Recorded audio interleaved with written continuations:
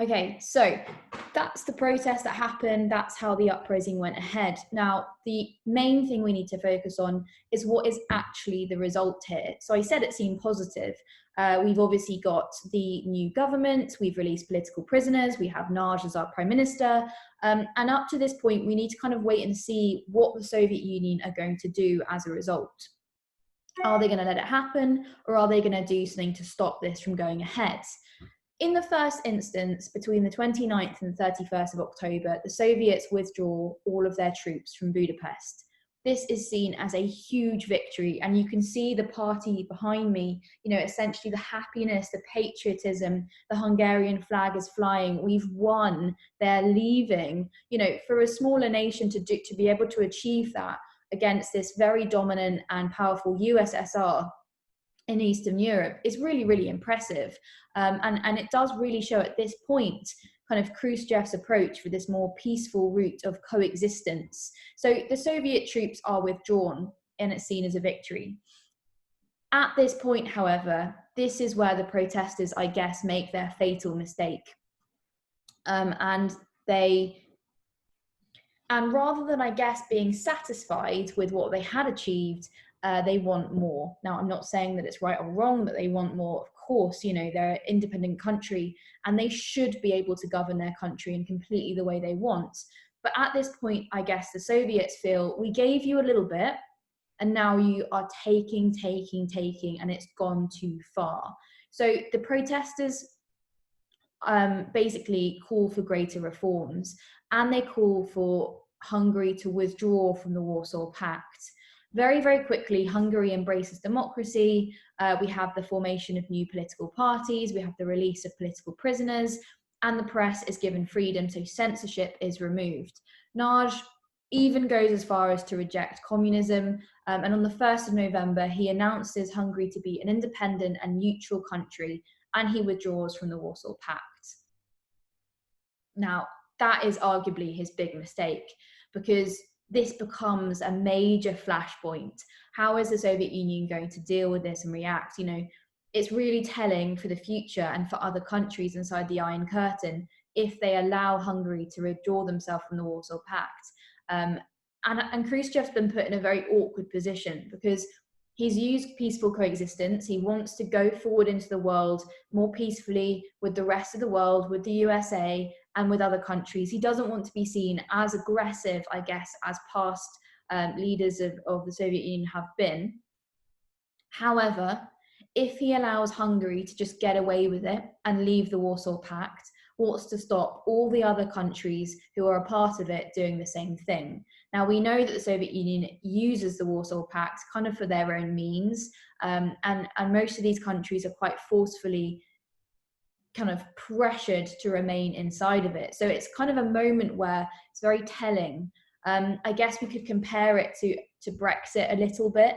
So when Brexit happened, would that have triggered actually all of those other countries just to leave the European Union as well?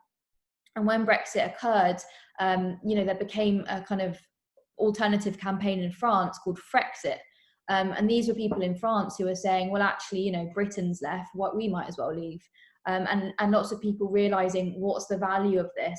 One person does it, it becomes an example. That didn't really happen for the moment anyway with the European Union. All the other countries of Europe are still pretty much involved in that. But there's an example. So Khrushchev is in a very, very, very important position, and he needs to make a very critical decision. Are they going to let Hungary get away with this, or are they going to do something? Now, if they do something, it's probably and likely going to have to be a forceful action, because they can't just turn around and ask them to go back on all these reforms. They're going to say no, aren't they?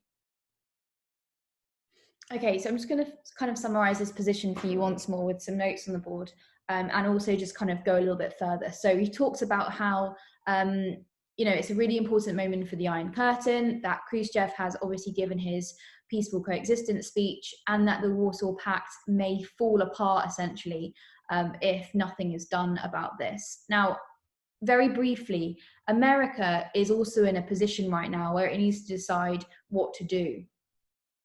with the peaceful coexistence speech that Khrushchev has given, it became clear there might be an opportunity for what we call a thaw, the moment where the ice starts to melt, the moment where relations start to improve. And if the USA are going to actively get involved here, on the side of Hungary, it could really threaten that thaw, that moment of good relations. So the USA are also going to be in a position where they're really considering, what can we do? What should we do?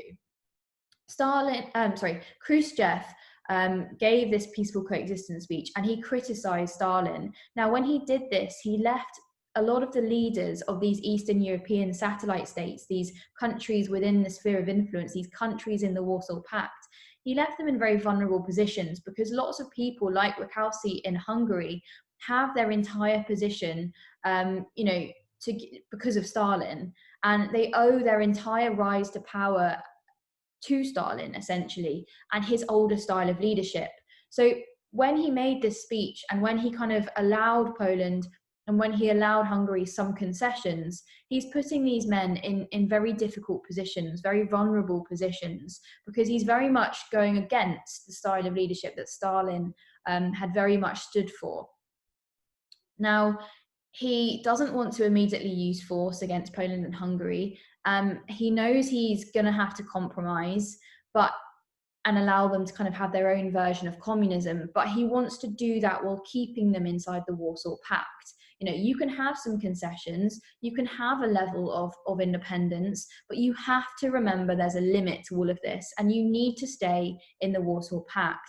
Now, when the Hungarians kind of take this one step further, after the Soviet troops have left the country and they demand the withdrawal from the Warsaw Pact, that's the moment where Khrushchev has to respond, because, as we've said before, other countries may copy them and follow them, and the very existence of this Eastern Bloc is under threat. On the 4th of November, the uprising is then essentially crushed. Soviet tanks and troops return to Hungary and attack the revolutionaries. Many are killed on the streets. They're just no match for the Red Army, trained soldiers versus men on the streets who used to work in normal jobs, kind of thing. Naj is arrested and executed in Moscow, and it's believed that 200,000 Hungarian refugees fled across the borders into countries like Austria before those borders are shut.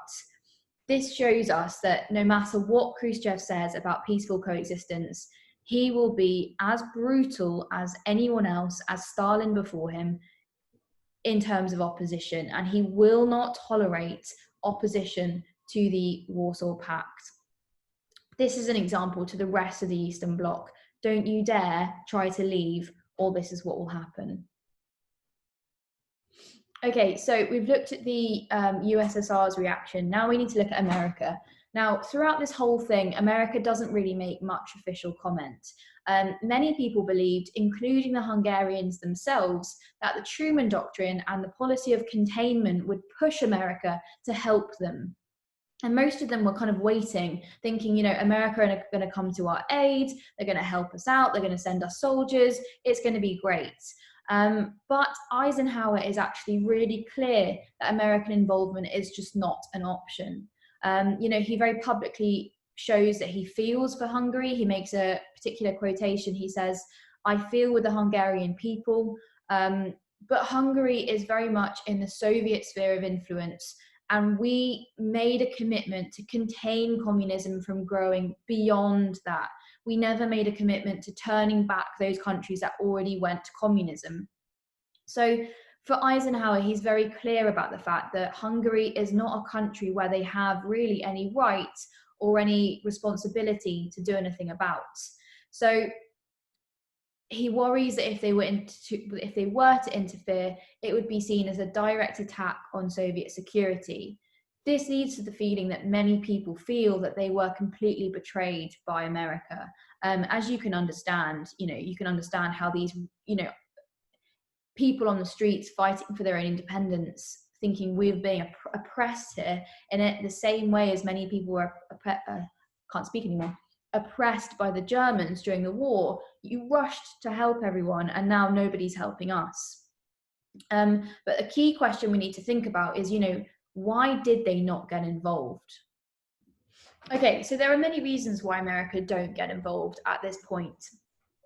The first one, they don't want to risk damaging this new peaceful coexistence which has been created by Khrushchev's secret speech and his policy of desalinization. You know, it's too good an opportunity to end this tension of the Cold War. Now, remember, we have the arms race going on at the same time. People are scared of the potential for nuclear threats. So if we can enter a period of more peaceful coexistence, then that's going to be really good for everyone. So they don't want to risk damaging that. Eisenhower is campaigning for re-election at this time in America, and you know, to involve the events of Hungary, it's just not on his agenda right now. He's much more concerned about keeping peace and getting re-elected. There is a problem of access. Austria is neutral, and that is kind of the route into Hungary without going through one of the Eastern Bloc countries. So NATO forces could not actually get into Hungary without going through Austria, and they can't because Austria is neutral. And if Austria allow them to do that, then Austria are essentially showing a side with NATO and ruining their own neutrality. Khrushchev have threatened Britain and France with rockets if they attempt to intervene. We know that the nuclear power is great at this point and the risk is just too much. We're not going to risk nuclear war. It would mean an attempted rollback of communism within the Soviet sphere of influence, which is something which America hasn't done before. And, you know, are other countries inside the Eastern Bloc going to expect the same interference? And are they going to expect, you know, the measure of liberation that America can help give them with their arms power? That's just not possible for America to liberate every country in Eastern Europe. And furthermore, kind of, you know, doing any kind of economic boycott would have been pointless, wouldn't have worked, as the USSR can just take whatever they need from the neighboring countries anyway. So they don't need this economic kind of trading support from America. So nothing the West could do apart from just kind of blazing in there, full frontal military attack is going to work. They can't attack because they can't risk nuclear war and they can't get in anyway. And then you add that it's just not really at the forefront of American priorities right now. Right. Another group of people that, you know, could have intervened is the United Nations, the UN, and we saw them intervene very successfully in Korea. So Hungary, you know, potentially thinking, well, this is the same thing as Korea. They intervened in Korea. Why is nobody doing anything to help us? Now, the issue of Hungary was raised at a UN meeting on the 4th of November, and the Security Council held a vote calling for Soviet troops to withdraw, and, you know, saying, should we do something about this? However, the way that the United Nations works, and, you know, potentially a significant flaw in the United Nations, is that one country can veto the whole thing. So despite the fact that there was lots and lots of support for this call, the USSR, who were present, who were a part of the United Nations, just simply vetoed it and said no, and then it goes off the table. So despite the General Assembly overwhelmingly condemning these brutal actions, they have no power to intervene. Now, if you remember, when we did Korea, the UN do intervene in Korea. And the reason the UN are able to intervene in Korea is because at that time, the Soviet Union are actually boycotting the United Nations because the United Nations don't recognize the new communist Chinese government. So it's all a little bit confusing. And if you don't really get this, it doesn't really matter. But just a tiny, tiny bit of background to make it clear for you. So because the USSR do not sit at the meeting where they discuss whether they should intervene in Korea, they're not there to veto it. So everybody says yes, and the UN intervenes. Because the USSR do sit at the meeting about whether they should intervene in Hungary, they say no, and it can't go ahead because you need unanimous yes, you need everybody to say yes. Okay, so I hope that's clear to you. That in Korea, the Soviet Union are currently boycotting the UN. They're not going to these meetings because the UN doesn't recognize the communist government of China. Okay, so everything's tied up here, isn't it? It's all a bit confusing because it's all tied up. But anyway, that's why the UN don't get involved. Now, you might be thinking, you know, why on earth am I sitting in front of whatever this is? And this is because that at this moment in time, there's actually a much bigger global issue that everyone is focused on.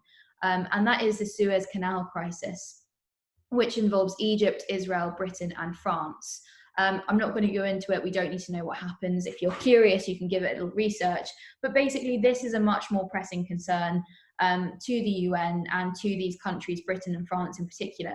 And that's happening at the same time. So everyone's minds are kind of preoccupied with the Suez Canal incident rather than really worrying about what's happening in Hungary.